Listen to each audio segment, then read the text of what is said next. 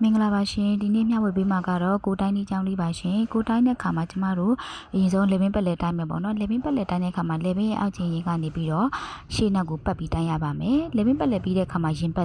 လက်တိုင်းတဲ့ခါမှာလည်းရင်ရဲ့ဒီအမောက်ဆုံးနေရာကိုပတ်ပြီးတော့တိုင်းရပါမယ်ရှေ့နောက်ပတ်ပြီးတိုင်းရပါမယ်ပြီးတဲ့ခါမှာရင်အောက်ပက်လက်တိုင်းတာလည်းအဲ့လိုပါပဲရှေ့နောက်ကိုပတ်ပြီးတော့လက်တစ်လုံးခံပြီးတိုင်းရပါမယ်နော်ခါပက်လက်တိုင်းမယ်ခါပက်လက်တိုင်းတဲ့ခါမှာလည်းရှေ့နောက်ပတ်ပြီးတော့တိုင်းရပါမယ်လက်တစ်လုံးခံပြီးတိုင်းရပါမယ်နော်ခါပက်လက်ပြီးတဲ့ခါမှာကျမတို့တင်ပတ်လက်တိုင်းမယ်တင်ပတ်လက်မှာဆိုရင်တင်ကိုကျမတို့ဘေးဆောင်လေးကြည့်မယ်ပေါ့နော်ဘေးဆောင်ကြည့်ပြီးတော့ဒီအမြင့်ဆုံးနေရာကိုပတ်တိုင်းပါမယ်တင်ပတ်လက်ပြီးတဲ့ခါမှာတော့ဂျိုင်းပတ်လက်ကိုတိုင်းပါမယ်ရှင်ဂျိုင်းပက်လက်တိုင်းတဲ့ခါမှာခါးလေးထောက်ပြီးတော့ဂျိုင်းလေးကိုတိုင်းပါမယ်ပတ်ပြီးတိုင်းပါမယ်လက်တစ်လုံးခံပြီးထည့်တိုင်းပါမယ်ရှင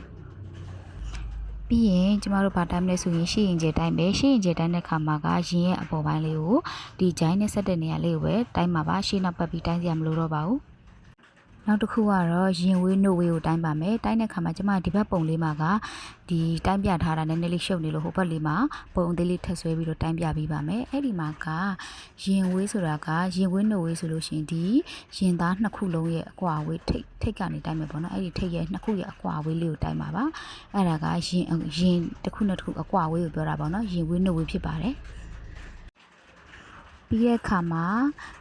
ဘာကိုတိုင်းမလဲဆိုရင်ကျမတို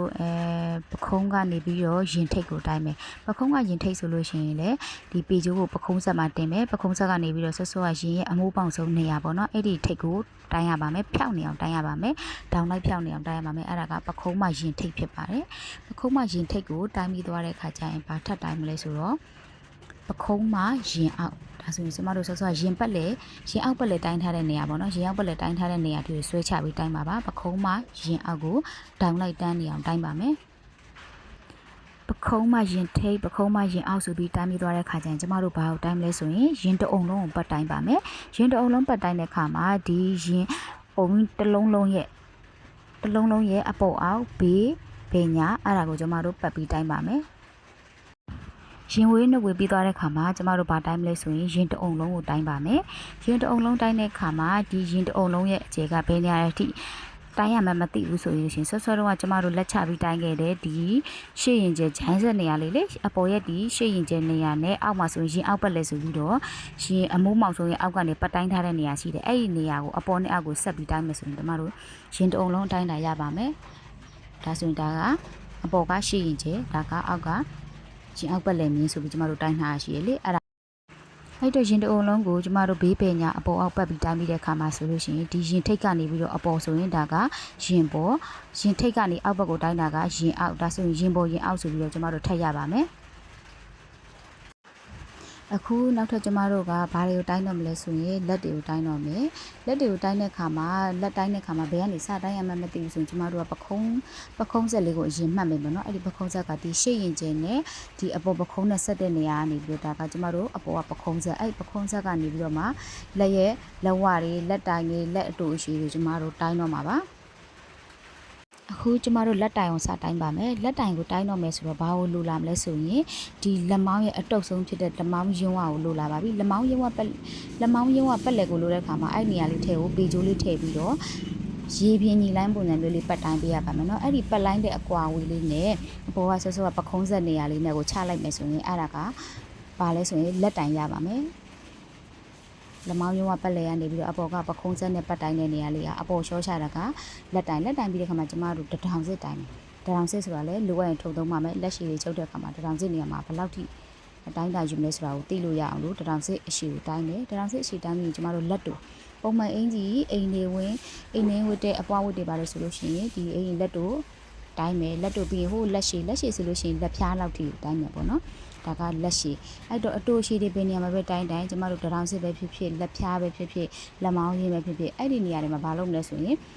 လက်ဝတွေလိုပြီနော်လက်မောင်းဆိုလဲလက်မောင်းဝတထောင်စစ်ဆိုလဲတထောင်စစ်အဝလက်ဖြားဆိုလဲလက်ဖြားဝကိုလိုလာပါပြီအဲ့နေရာလေးတွေကြာရင်ကျမတို့ကပေကျိုးကိုပတ်တိုင်းပါပါပြီးသွားတဲ့ခါမှာကျမတို့နောက်ကျောကိုစတိုင်းပါမယ်နောက်ကျောမှာဆိုလို့ရှိရင်ဘာတွေတိုင်းလို့ရမလဲဆိုရင်ပခုံးကိုတိုင်းလို့ရမယ်ပေါ့နော်ပခုံးဆိုရင်အဲ့ဒီမှာဘေးညာပခုံးအဆက်ကလေးကနေစပြီးတော့တိုင်းပါမယ်ပေကျိုးလေးတေးချာလေးမရော့မတင်းလေးတေးချာလေးတင်ပြီးတိုင်းပါမယ် ပခုံးတိုင်းပြီးသွားတဲ့ခါကျရင်ဒီဂုတ်ခအမှတ်ကိုတိုင်းပါမယ်ဂုတ်ခအမှတ်တိုင်းတဲ့ခါမှာဒီကျမတို့လေပင်ရဲ့နောက်မှာဆိုလို့ရှိရင်ဒီဂုတ်ပိုးသားလေးရှိတယ်အဲ့ဒီဂုတ်ပိုးသားကနေပြီးတော့ခါရဲ့အသိမ်ဆုံးနေရာဖြစ်တဲ့ခါနေရာကိုတိုင်းပါမယ်ဒါဆိုရင်ဒါကဂုတ်ခအမှတ်ရပါပြီ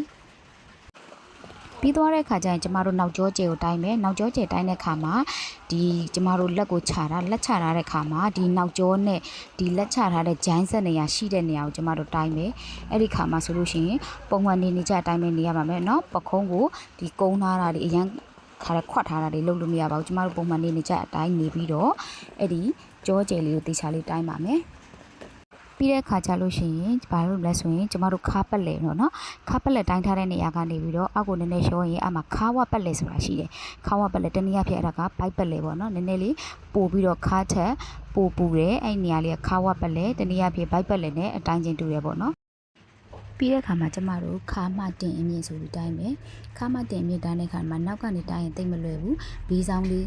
ကြည့်ပြီးတိုင်းရင်ပို့အဆင်ပြေမယ်ဘေးဆောင်လေးနေပြီးတော့ခါရဲ့အသိဆုံးနေရာနဲ့တင်ရဲ့အမြင့်ဆုံးနေရာလေးကိုတိုင်းပါမယ်အဲ့ဒါကကျမတို့ခါမတင်အမြင့်ဆိုတဲ့နေရာလေးရလာပါလိမ့်မယ်အဲ့ဒါကထမိန်လေးပါတွေချုပ်တဲ့ခါမှာလုံးကြီးတွေထမိန်လေးချုပ်တဲ့ခါမှာဓာတ်အနေနဲ့သုံးလို့ရပါမယ်အဲ့ဒီခါမတင်အမြင့်ကပြီးတဲ့ခါမှာကျမတို့ကအရှိကိုတိုင်းမယ်အရှိတိုင်းတဲ့ခါပြီးတဲ့ခါမှာကျမတို့အရှိကိုတိုင်းပါမယ်အရှိတိုင်းတဲ့ခါမှာကျမတို့ဆော့ဆော့ခါပက်လက်ဆိုပြီးတိုင်းထားတဲ့နေရာအဲ့ဒီခါကနေပြီးတော့လိုချင်တဲ့နေရာကိုတိုင်းမယ်ပေါင်ဆိုရင်လည်းပေါင်ဒူးဆိုရင်ဒူးပေါ့နော်လိုချင်တဲ့အရှိကိုတိုင်းပါမယ်တိုင်းတဲ့ခါမှာပီကျိုးလေးကိုခါကနေပြီးတော့ဖြောင်းဖြောင်းတန်းတန်းလေးဆွဲချမယ်ဆွဲချပြီးတော့မှဒီခန္ဓာကိုယ်ဘေးဆောင်ထားလိုက်ရတယ်ပေါ့နော်နောက်ကနေတိုင်းလိုက်ရတယ်ကျမတို့ကတော့ဘေးဆောင်ထားပြီးတော့ပဲတိုင်းပါမယ်ခန္ဓာကိုယ်ပြီးဆောင်ထားပြီးတော့ခါကနေပြီးတော့အောက်ကဒီလိုချင်တဲ့အတိုင်းတာထီကိုခြေမျက်စိထီလိုချင်နေဆိုရင်လည်းခြေမျက်စိထီခြေသလုံးတစ်ဝက်ဆိုလဲခြေသလုံးတစ်ဝက်ဒူးဆိုရင်လည်းဒူးတိုင်းမယ်တကယ်လို့ပေါင်လေးပဲပေါင်တူဝတ်ချင်နေဆိုရင်လည်းပေါင်ဆိုပေါင်သားလေးကိုတိုင်းမယ်ပေါ့နော်ဒါကကျမတို့လိုချင်တဲ့အရှိကိုတိုင်းတာပါပြီးတဲ့ခါမှာကျမတို့ဘာတိုင်းမလဲဆိုရင်ဂွားကိုတိုင်းပါမယ်ဂွားတိုင်းတဲ့ခါမှာတော့အလွယ်ကူဆုံးဖြစ်အောင်ကျမတို့ဒီထိုင်ကုန်လေးပေါ်မှာထိုင်လိုက်မယ်ထိုင်ကုန်လေးပေါ်မှာထိုင်ပြီးတဲ့ခါမှာဆိုရင်ခါရဲ့အသိဆုံးဖြစ်တဲ့ဒီခါပတ်လေကနေပြီးတော့ဒီထိုင်လိုက်တဲ့ဒီတင်ပါနဲ့ခုံနဲ့ဆက်တဲ့နေရာလို့ကျမတို့တည်တည်ချာချာလေးပေကျိုးလေးဆွဲချပြီးတိုင်းပါမယ်ဒါကကျမတို့အလွယ်ကူဆုံးဂွားတိုင်းနေဖြစ်ပါတယ်အဲ့ဒီဂွားကဘယ်နေရာမှာသုံးမလဲဆိုရင်စတိုင်မတ်ဝတ်တဲ့ခါမျိုးတွေနဲ့နည်းနည်းလေးခန္ဓာကိုယ်နဲ့ဒီဘောင်းမီကို fit ဖြစ်အောင်ဝတ်တဲ့နေရာမျိုးလေးမှာဆိုရင်ကျမတို့သုံးပါတယ်နော်အဲ့ဒီမှာကျမတိုင်းပြဖို့ဘာချမ်းခဲ့လဲဆိုတော့ကျမတို့ပေါင်ပတ်လေတွေတိုင်းရမယ်ပေါင်ပတ်လေတို့ဒူးပတ်လေတို့တိုင်းရမယ်အဲ့ဒါကဘာတွက်လဲဆိုရင် style ပတ်နေဝတ်တဲ့ခါမှာဒီခန္ဓာကိုယ်ရဲ့အတိုင်းလေးတွေလိုတာဖြစ်တဲ့ကြောင့်မို့အဲ့ဒီမှာကျမတို့ပေါင်ပတ်လေတိုင်းမယ်ပေါင်ပတ်လေကပေါင်အရင်ရဲ့ပတ်လေကိုတိုင်းပါမယ်နော်အဲ့ဒါကကျမတို့ပေါင်ပတ်လေပြီးတဲ့ခါမှာဘာတိုင်းမလဲဆိုရင်ဒူးပတ်လေပေါ့နော်ဒူးပတ်လေကိုတိုင်းမယ်ဒူးပတ်လေဆိုရင်ဒူးကိုရှေ့နောက်ပတ်ပြီးတော့တိုင်းမယ်ပတ်လေတွေတိုင်းတဲ့ခါမှာသတိထားရမှာကပတ်လေဖြစ်တဲ့ကြောင့်ကျမတို့ကကိုယ်လုံးတစ်ခုကိုတကူလုံးရဲ့ရှေ့ရောနောက်ကိုပတ်ပြီးတိုင်းတာဖြစ်ပါတယ်အဲ့ဒါကကျမတို့ပတ်လေတိုင်းနည်းတွေပါပ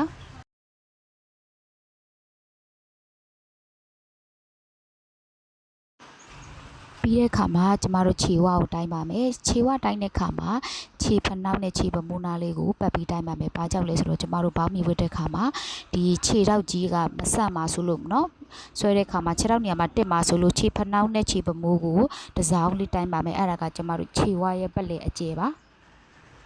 ဒါကတော့ကျမတိုင်းထားပြီးသားလေးတွေကိုစာပြန်မှတ်ထားတာဖြစ်ပါတယ်ရှင်ဒီမှာဆိုလို့ရှိရင်ကိုတိုင်းတွက်နီးဆိုတဲ့ခေါင်းစဉ်နဲ့ကျမဒီရေးပေးထားတယ်ပေါ့နော်အဲ့ဒါပါလဲဆိုရင်ဆော့ကကျမကိုတိုင်းနီးမှာရထားတဲ့ကျမရဲ့ကိုတိုင်းနီးပဲဖြစ်ပါတယ်